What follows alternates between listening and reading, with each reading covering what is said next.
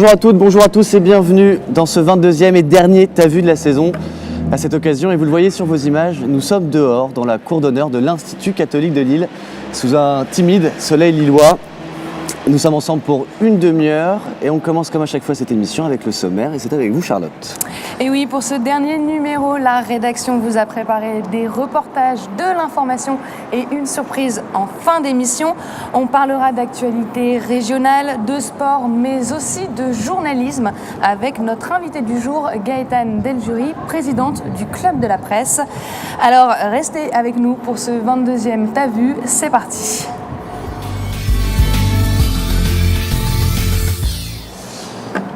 Et on commence cette émission avec une nuit debout, ce mouvement de contestation né il y a quelques semaines à Paris, place de la République, un mouvement qui s'est démocratisé jusqu'à Lille, puisqu'une assemblée générale avait lieu la semaine dernière, là aussi, place de la République à Lille, c'était le 16 avril dernier.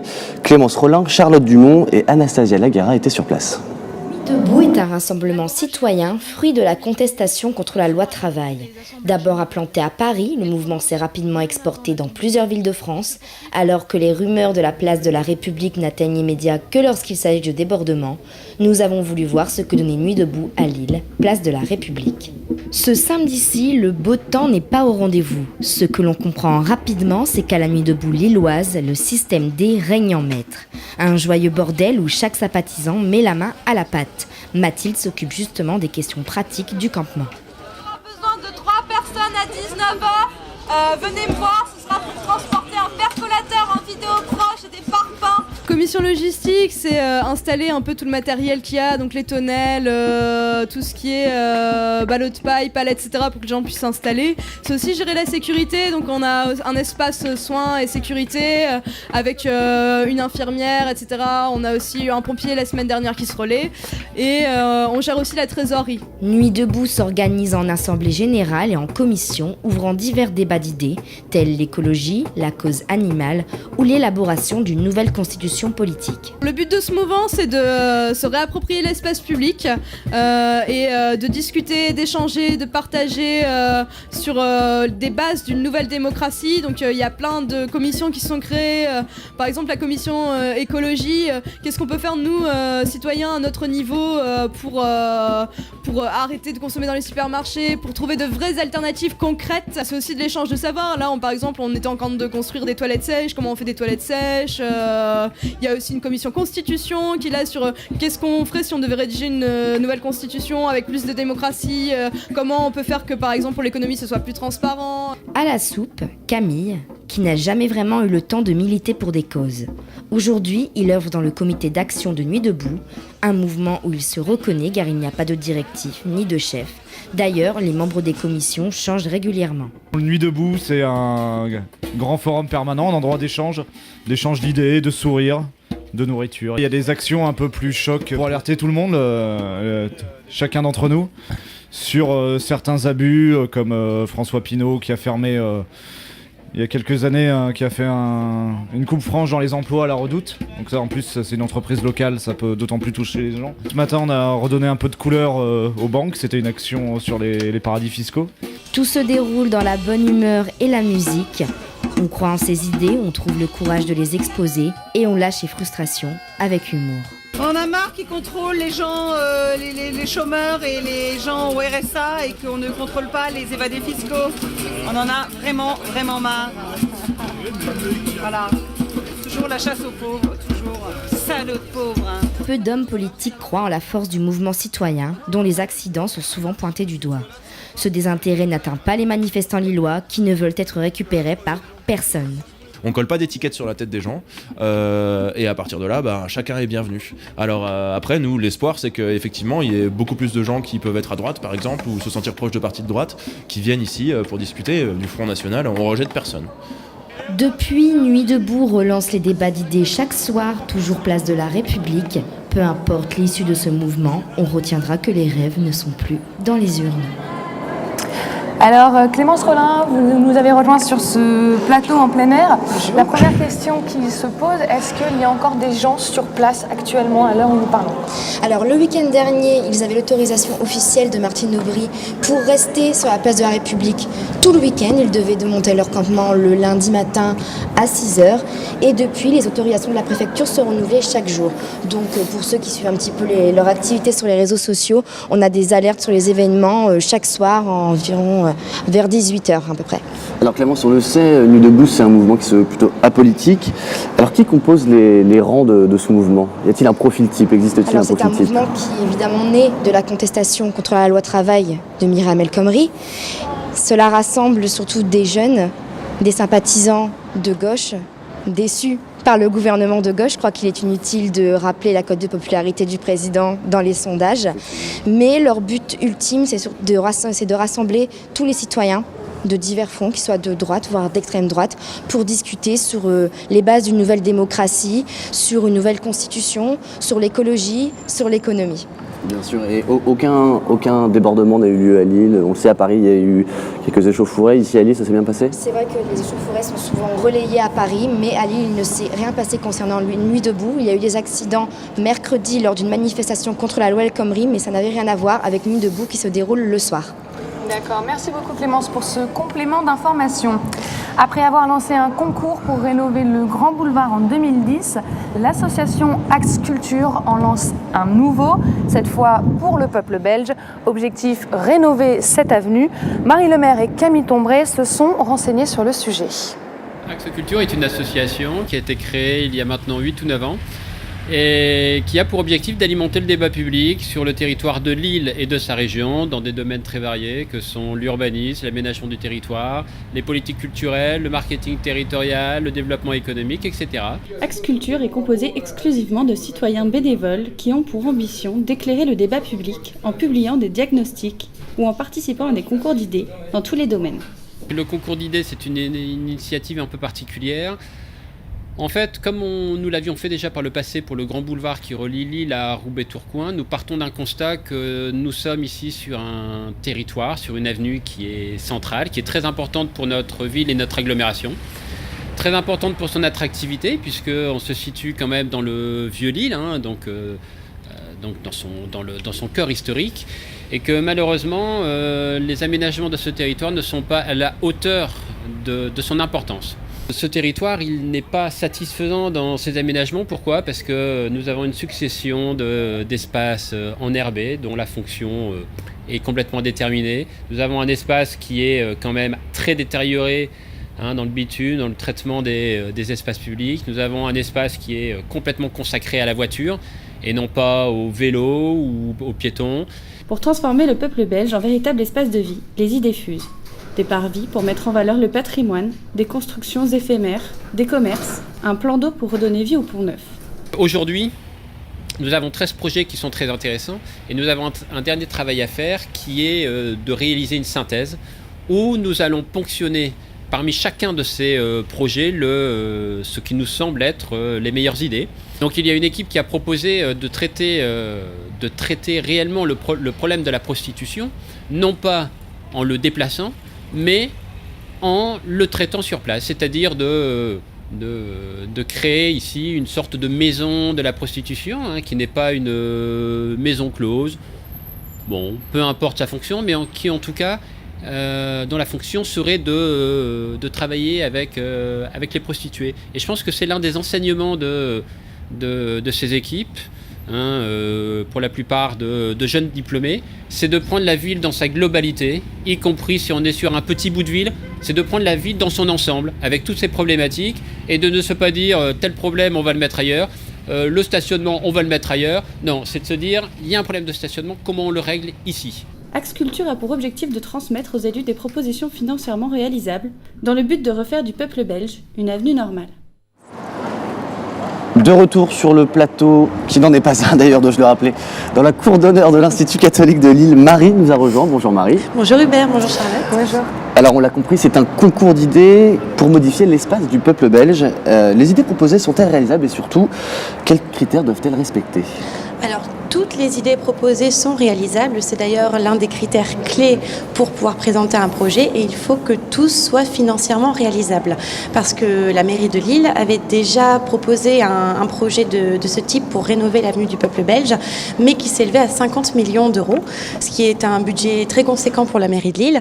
Donc le concours d'idées a vu le jour, notamment pour pallier à ce problème. Et est-ce que justement il y a une date butoir ? Pour le moment, c'est le gros point d'interrogation. Donc pour l'instant, l'équipe d'Axe Culture est en train de faire une synthèse des 13 projets qui ont été retenus. Et par la suite, donc le projet global retenu sera proposé aux élus qui prendront la décision ou non donc, de le réaliser. Bien, merci Marie. Merci beaucoup. Merci. On vous le rappelle, nous sommes toujours en direct dans la cour d'honneur de l'Institut catholique de Lille. Le soleil est quelque peu timide, le vent fait son apparition. Mitigé, on peut le dire. Le public est là au rendez-vous, quoique lui aussi un peu timide. Seuls les meilleurs sont ici, n'est-ce pas? Ils ont été triés sur le volet. On continue donc cette émission avec une page sportive, avec Les Mains dans le Guidon. C'est une boutique qui a récemment ouvert à Lille. Elle est située rue Gambetta et c'est une boutique dans laquelle on répare soi-même son vélo. Concept assez original que Laurie Auchou nous explique. Actuellement devant Les Mains dans le Guidon, un atelier participatif qui permet de venir bichonner son vélo, ici rue Gambetta. Alors ça tombe bien parce que moi mon vélo il est dans un piteux état. J'ai essayé de le gonfler par moi-même une fois, donc c'est un vieux vélo et le problème c'est que je n'ai jamais réussi à regonfler la roue et en pire que ça elle s'est totalement dégonflée, donc elle est totalement à plat. Donc ça arrive au meilleur d'entre nous, hein. Bon, on va aller faire un petit tour à l'intérieur. Les Mains dans le Guidon, un atelier d'autoréparation de vélos ouvert en février dernier par Grégoire et Renaud, permet aux expérimentés et aux amateurs de venir réparer ou bichonner son vélo dans une ambiance conviviale. Donc concrètement, pour y arriver, il y a plusieurs choses. La première chose, c'est de s'abonner. Il y a un abonnement de 30 €. Et avec ces 30 €, on vient aussi souvent qu'on veut. On profite de tous les outils classiques de mécanique. Et puis il y a les outils vraiment professionnels vélo qu'on va trouver, qu'on n'a en général pas chez soi, comme un outil pour dévoiler les roues, pour démonter les roulements, les cuvettes de pédalier, tout ça. Après un petit diagnostic de mon vélo, du coup, de toute façon, effectivement, la priorité, ça va être de regonfler les pneus. Donc ça, le plus simple, c'est que tu commences à le regonfler. Donc là, il y a des pompes qui sont là-bas pour voir ce qui se passe et puis on va regarder si ça se regonfle ou pas. Si ça se regonfle pas, c'est probablement qu'il est crevé, donc on démontera la roue, on regardera la chambre à air. Et voilà, donc ça, il y en a pour à peu près dans une demi-heure, un quart d'heure, une demi-heure pour résoudre ce problème-là. Voilà. c'est donc à moi d'enfiler une blouse, de prendre les outils et de m'atteler à la tâche. N'étant pas experte en mécanique de vélo, Grégoire est là pour m'aiguiller et me donner des conseils.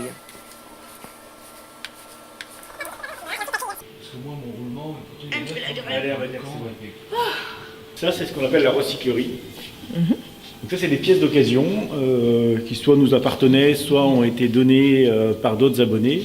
Et là, tous les abonnés peuvent se servir dans ces pièces d'occasion.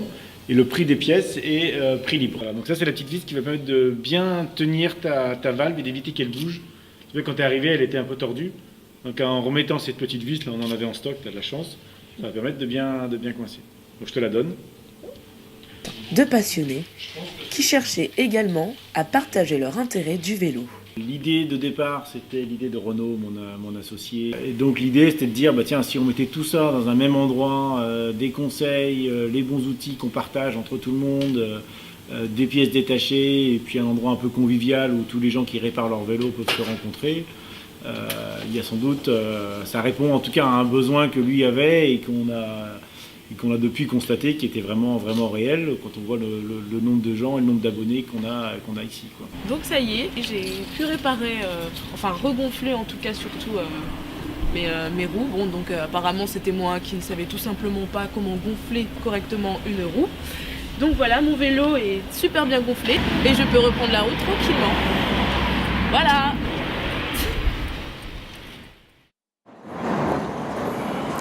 Alors Laurie est avec nous dans la cour d'honneur de l'Université catholique. Laurie, première question, est-ce que les clients sont satisfaits de ce concept ? Alors écoute Charlotte, les mains dans le guidon ont une page Facebook où on peut laisser un avis, on peut noter aussi les services et aussi l'ambiance, et ils ont 5 sur 5 tout simplement.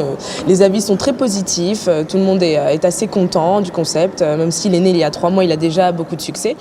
Et donc voilà, c'est vraiment un endroit où on peut se relaxer et en même temps réparer son vélo, donc c'est vraiment assez sympa. Alors, vous l'avez dit, ce concept vient d'ouvrir, c'est à 3 mois. Est-ce que vous savez s'il y a déjà des ambitions d'ouvrir d'autres boutiques comme celle-ci à Lille ou ailleurs ? Alors Renaud et Grégoire, les gérants et les fondateurs de Les Mains dans le Guidon, ont vraiment créé ce concept par passion, parce qu'ils étaient passionnés du vélo et qu'ils avaient envie de partager cette passion. Donc je ne pense pas que pour l'instant ils aient envie voilà, c'est pas la priorité, je pense pas. Après je sais pas, peut-être que plus tard ils auront envie d'aller ailleurs, voilà. Merci Laurie pour ce complément d'information. Alors l'été arrive, enfin du moins on l'espère. Alors forcément qui dit été dit maillot de bain. Objectif donc perdre du poids et muscler son corps. À Paris, un homme s'est lancé un challenge plutôt fou, celui de faire le même entraînement que One Punch Man. Thomas Delfli l'a rencontré. Il s'appelle Saitama et il est le héros de One Punch Man. Ce manga créé par le japonais Yusuke Murata raconte l'histoire d'un super-héros chauve capable de battre n'importe quel monstre d'un seul coup de poing. Il lui a fallu 3 ans pour obtenir cette force titanesque durant laquelle il s'est entraîné sans relâche, sans pompe, sans abdominaux, sans squat et 10 km de course tous les jours. Un entraînement à 1000 lieues de ce que l'on retrouve habituellement dans les bandes dessinées japonaises. Est-ce qu'il est seulement réalisable ? Un homme assez fou s'est posé la question. En fait, j'étais dans le même cas de figure que le héros, c'est-à-dire que je recherchais un taf et j'étais un peu démotivé. Et je me suis dit, et quand j'ai vu le manga, je me suis dit, bah tiens, est-ce que quelqu'un s'est dit, je vais le faire pour voir ou quoi ? J'ai vu que personne le faisait. Je me suis dit, bah allez, hein, pourquoi pas, on va tenter, on va voir ce que ça donne. Tout simplement. Les 5 premiers jours, c'était vraiment au niveau des 10 km, c'est là où j'ai le plus douillé, ça a fait vraiment très très mal, les courbatures et tout le reste. Et après, ça allait mieux. Il y a toujours une période après où ça allait beaucoup mieux. Pas d'amalgame, William a parfaitement conscience qu'il n'obtiendra jamais la force monstrueuse de Saitama. Plus qu'un entraînement, cet objectif est surtout une performance. Comment son corps va-t-il réagir ? Est-ce qu'il est physiquement et mentalement capable de tenir le rythme ? Quels seront les résultats à l'aboutissement des 3 ans ? Parmi toutes ces questions, William a appris à découvrir son corps et à prendre certains réflexes. Je suis obligé normalement de boire l'équivalent de 2 bouteilles par jour.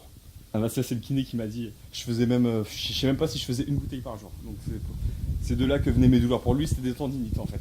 Niveau santé, on m'a dit que la nourriture c'était vraiment très important. Et c'est vrai que j'ai tendance à manger un peu comme je veux. Donc je me suis dit, bah écoute, niveau santé, je préfère vraiment mettre le maximum. Donc je vais aller voir quand même une nutritionniste, qu'elle me donne des vrais repas et que ça aille mieux du coup pour ma santé. Même si ça va très bien. Plus de 13 000 personnes suivent quotidiennement la performance de William. Un grand plus dans cet objectif qui aide le jeune athlète à tenir le coup. Car William a décidé de laisser l'emploi de côté et de se consacrer pleinement à son entraînement. Non, je travaille pas. Je pense qu'en travaillant, ce serait impossible pour moi en tout cas de faire cet entraînement. Donc non, je ne travaille pas. Je recherchais un emploi au début justement et j'ai décidé de laisser tomber la recherche en commençant cet entraînement. Donc je vis de mes propres moyens pour le moment. J'espère en tout cas que ce projet pourra m'apporter un peu plus, un petit peu financièrement, juste histoire de tenir bon. Après, c'est à voir. Franchement, je pense pas à ça pour le moment. De l'endurance et de la volonté, il en faudra pour venir à bout des 3 ans. Courage William, il te reste encore un peu plus de 22 mois à tenir.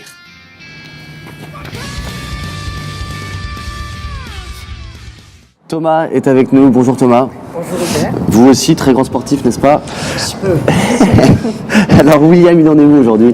Alors en sachant qu'aujourd'hui on en est il a commencé le 5 janvier 2016, donc on en est au 108e jour. 108e jour, et donc il lui reste combien de temps ? un peu plus de 22 mois à tenir. Courageux, hein, courageux William. Alors, s'agit-il sportivement parlant d'un entraînement complet? Alors, il faut savoir déjà que ce n'est pas un entraînement qui permet de gagner de la force, c'est un entraînement qu'on appelle cardio, c'est-à-dire qu'il va toucher les muscles en profondeur. Et non, ce n'est pas un entraînement complet parce qu'il touche les triceps, les pectoraux, le dos, les abdominaux, les cuisses et les fesses, mais il ne touche pas les biceps. Et pour cela, William est obligé de faire des tractions de temps en temps hors de son entraînement, je dirais. Et donc, c'est quoi la suite pour lui maintenant? En sachant qu'il lui reste 22 mois à tenir, on n'en sait pas encore, mais peut-être qu'à la fin de cette performance, pourquoi pas devenir entraîneur sportif, voire athlète, tel que coureur, éventuellement. Tout comme vous, n'est-ce pas? Merci. Ça, je demande à voir. Qui ne dit mot consent. Bien, on continue avec l'actualité sportive toujours. Alors après le vélo, après la course, place au basket avec cette initiative. Basket en centre-ville. Vinanoda et Azaria Ambillionin nous en disent plus. Comme vous le voyez derrière moi, se déroule actuellement la 4e édition de Basket en centre-ville, un événement qui réunit tous les joueurs de l'équipe de Lille Métropole Basket Club. Ces professionnels sont venus à la rencontre d'amateurs et d'enfants âgés entre 8 et 18 ans. La journée consiste à générer de l'attractivité en centre-ville d'abord, d'animer le centre-ville autour de cette opération. C'est une animation destinée à promouvoir la pratique du sport et donc du basket en particulier, en partenariat avec le Lille Métropole Basket Club.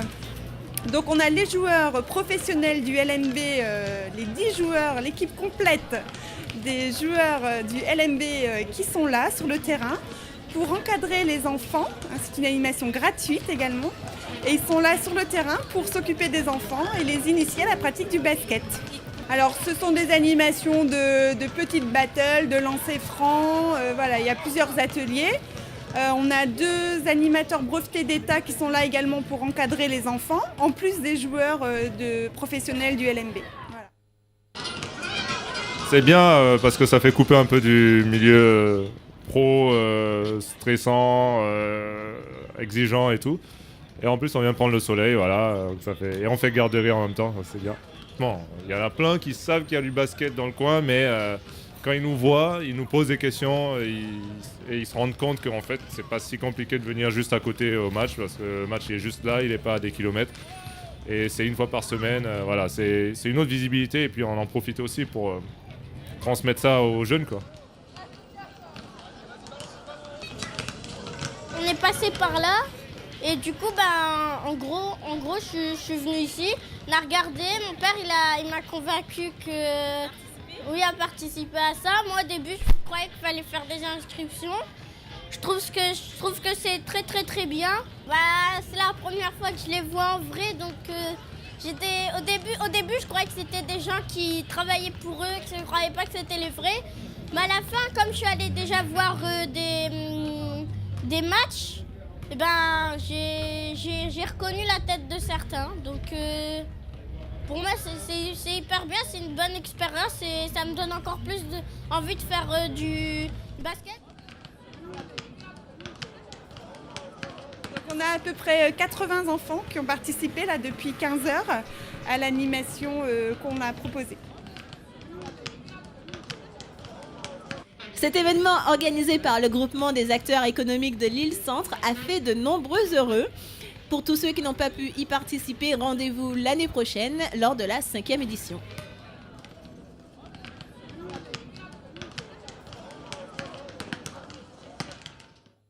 Alors, Gaëtan Deljoy nous a rejoint, mais avant de venir vers vous, Vina est avec nous.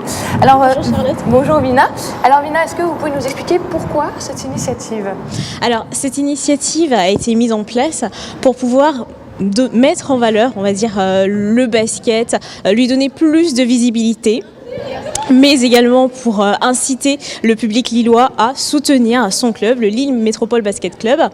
Les commerçants ont travaillé en collaboration pour pouvoir développer cet événement-là, Lille Basket en centre-ville. Et oui, les commerçants ont travaillé en collaboration et ils ont amené leurs produits, des cadeaux, etc. gratuitement.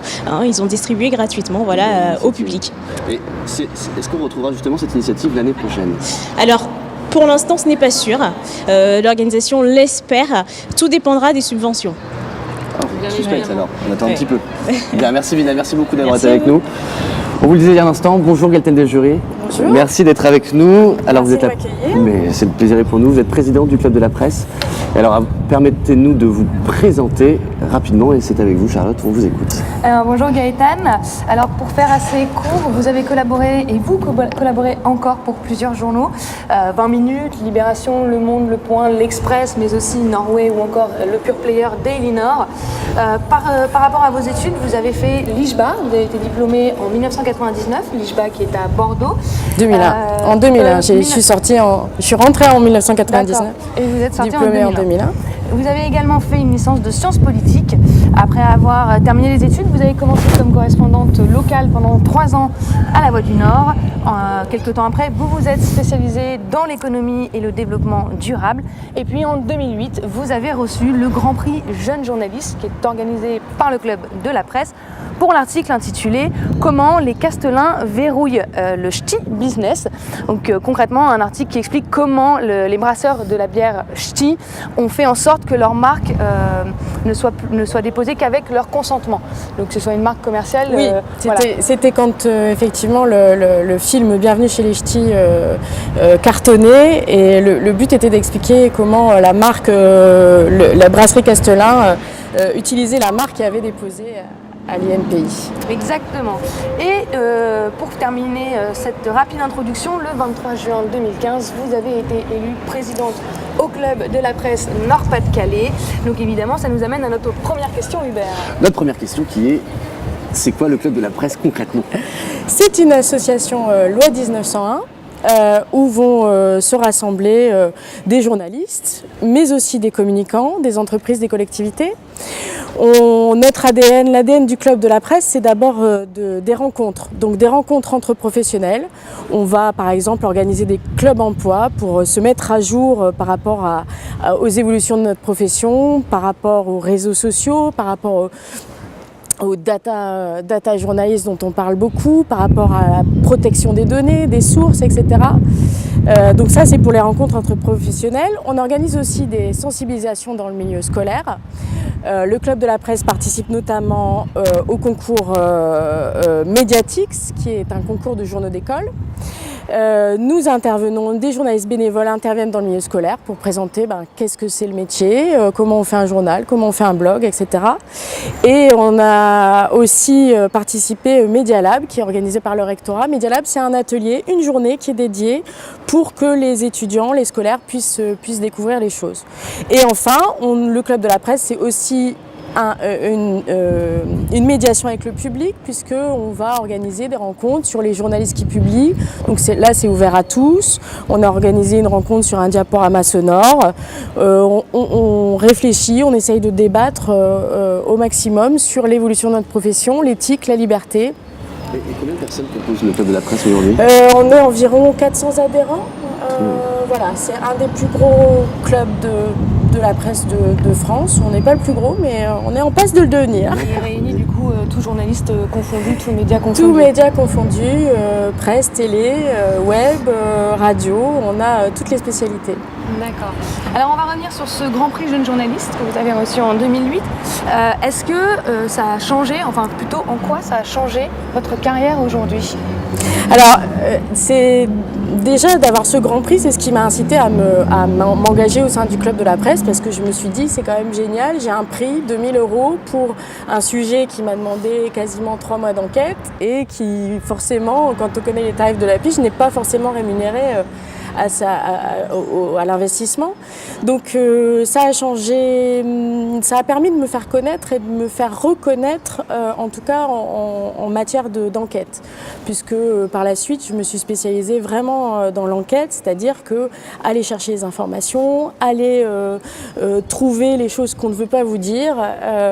Donc ça donne une véritable carte de visite auprès des médias pour lesquels ensuite j'ai collaboré. Et une une émotion particulière aussi.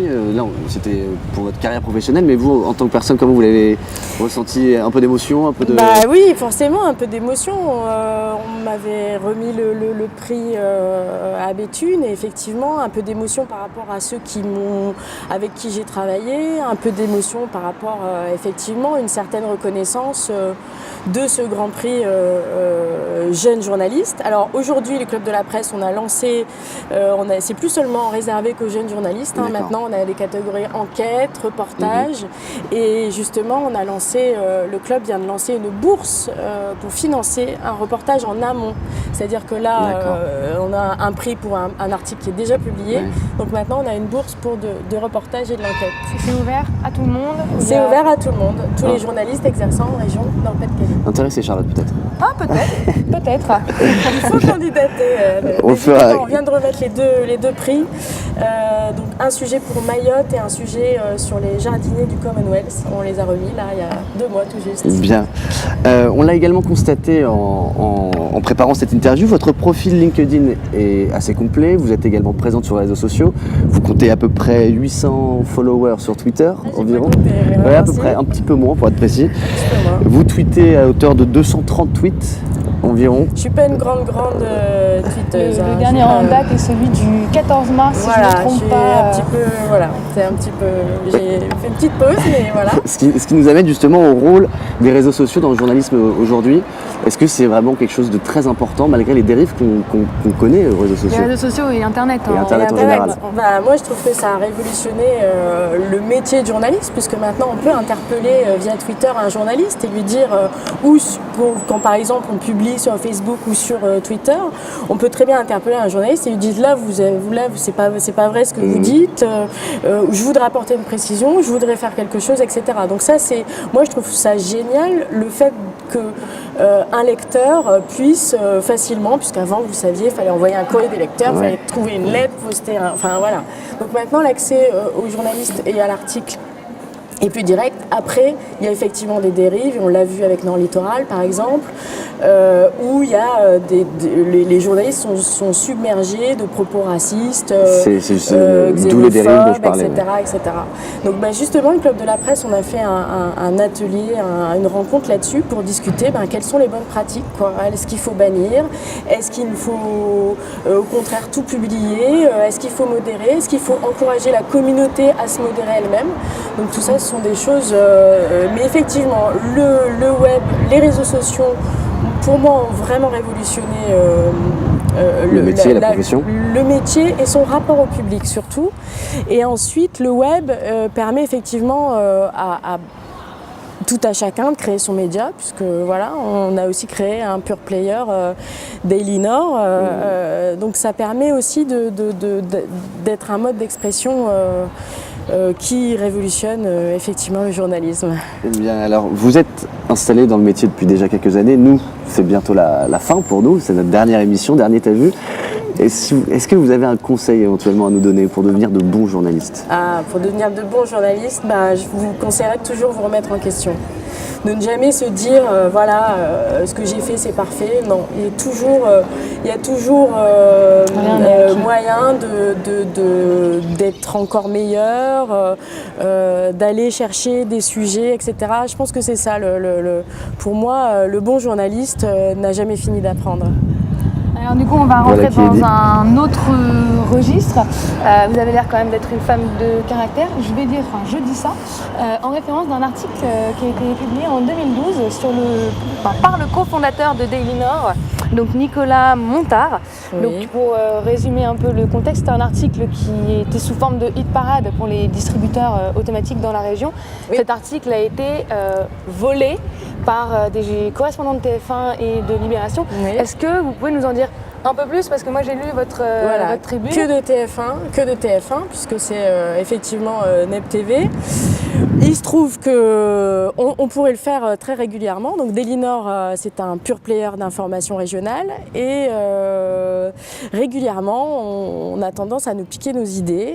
Malheureusement, les idées ne sont pas brevetables, on ne revendique pas les choses, mais cet édito que j'avais fait au Club de la Presse, c'était un peu pour une espèce de coup de gueule de dire soyez un peu pertinents, soyez un peu... Il y a des idées à faire, il y a des tonnes de sujets à faire. Donc l'histoire des distributeurs avait été publiée sur Daily Nord et peut-être 3 jours après, il y avait ce même sujet sur TF1 sur les distributeurs. Je m'en étais expliqué avec le journaliste qui me dit qu'il travaillait dessus depuis très longtemps, mais force est de constater que voilà, Daily Nord, avec son côté impertinent, décalé, se fait souvent piller quelques idées. Il y a quelques années encore, on ne citait pas la source Daily Nord. On a par exemple dénoncé l'embauche de la fille de l'ancien président du conseil régional Daniel Percheron. Donc on avait dénoncé l'embauche d'Elvire Percheron au Louvre-Lens. Voilà, à l'époque, c'était très dur de voir dans les autres médias, selon Daily Nord.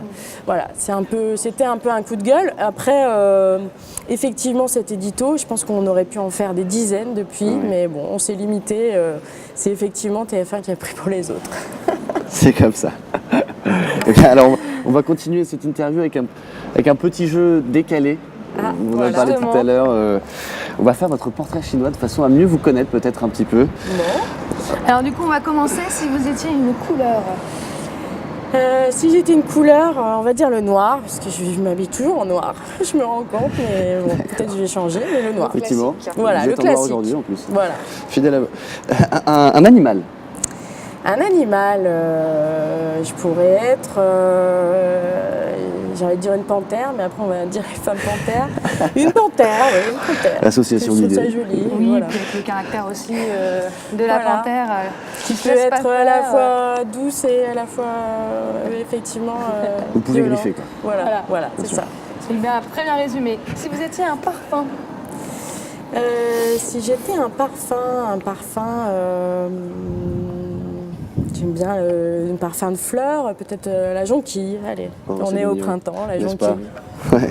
Une saison, justement. Une saison, le printemps, c'est bien. Voilà, quand le soleil commence à venir, quand on voit les jours qui se rallongent, j'aime bien le printemps. Pas trop chaud, pas trop froid. Pas trop chaud, pas trop froid. Une ville. Une ville, Lille, hein, parce que je suis nordiste, j'adore ma ville de Lille. Dès que je peux la faire découvrir, je la fais découvrir. Et dès que je peux en faire la promotion, effectivement, Lille et le Nord-Pas-de-Calais, évidemment. Dans son ensemble. Un plat. Un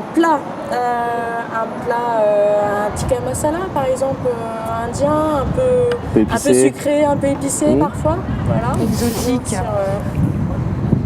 Un moyen de transport. Un moyen de transport,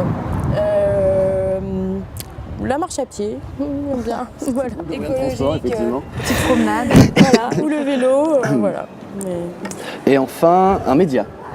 Un média web, puisque effectivement, je pense qu'un média web, un peu comme on fait à Daily Nord, le côté impertinent, complémentaire des autres médias, ça me plaît bien.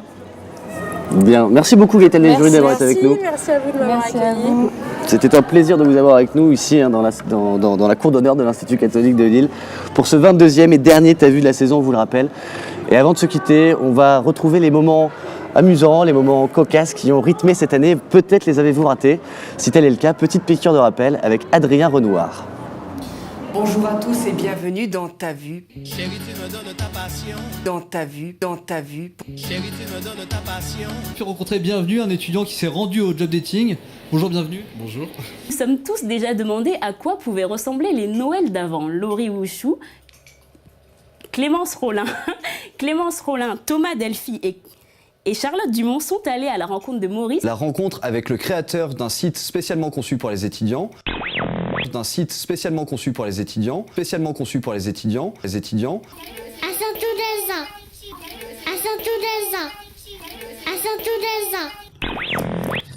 L'association pour une démocratie directe a dénoncé ce matin les suppléments illégaux versés aux parlementaires.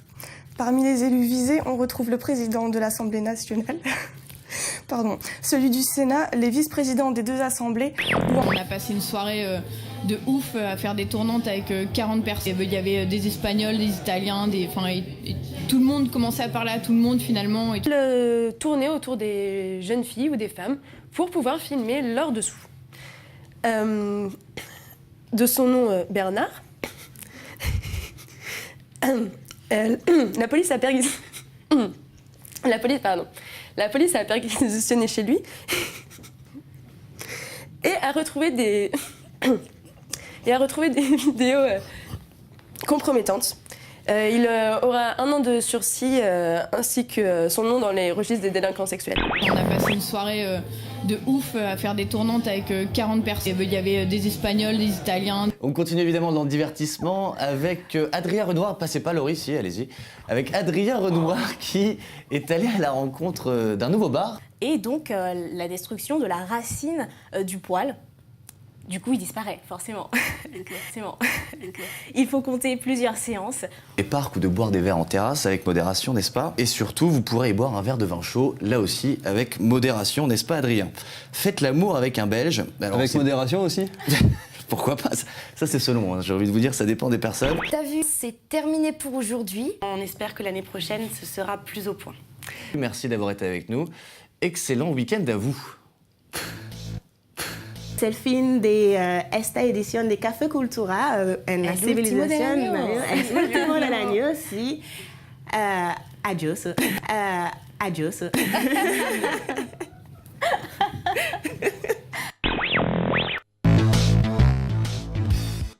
Rétrospective qui donne plein d'émotions, Hubert. N'est-ce pas? Voilà. Ah, pardon. Non, c'est l'émotion qui monte, c'est pour ça. D'ailleurs, on va inviter le reste de la promo à nous rejoindre ici. Puisque c'est la fin, malheureusement, de ce dernier T'as vu qui était tourné en direct de la cour d'honneur à l'Université catholique sous ce petit soleil mitigé lillois. Nous sommes ravis d'avoir été... voilà, Azaria, si, mais aussi, Adrien également. Donc voilà, nous sommes ravis d'avoir été avec vous tout au long de l'année. Nous espérons que vous avez également apprécié ce qu'on vous a proposé. On tient particulièrement à remercier David Frémy qui nous a enseigné pendant ces 2 années, mais également Laurent, Timothée et puis toute la rédaction qui se trouve juste derrière nous. T'as vu revient en septembre pour une nouvelle édition. Soyez donc au rendez-vous et comme dit notre très cher collègue Azaria Anguillonin, adios.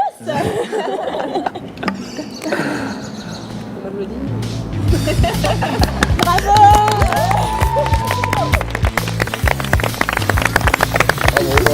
Bravo.